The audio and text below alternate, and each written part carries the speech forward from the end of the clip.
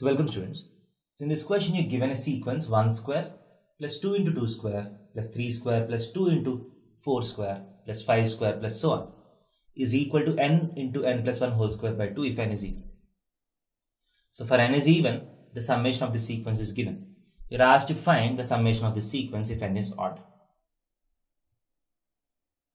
So that is up to even number terms. If I want sum up to 2 terms, I can use this formula. If I want sum up to 4 terms, I can use this formula. If I want sum up to 6 terms, I can use this formula. But now I want a formula which works for odd numbers. So let n be odd. So I want the formula for Sn for n is odd number. But how will I derive this? So if I want Sn, if n is odd, I can write it as Sn minus 1 plus Tn, right? If I want the sum of the first n terms, I can sum the first n minus 1 terms and I can add the nth term separately.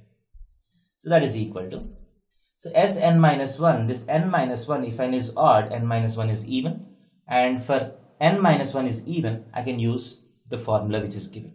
That is, n is even, Sn is this, n minus 1 is even, so Sn minus 1 is n minus 1 times n minus 1 plus n is n square by 2 plus the nth term. If n is odd, as you can see, if n is 1, it is 1 square, 3 square, 5 square, t5 is 5 square. So nth term is n square. That is equal to n square times n minus 1 by 2 plus 1.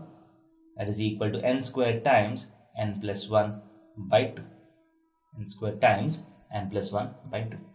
So what is the right answer? Option B is the right answer to this question. Thank you.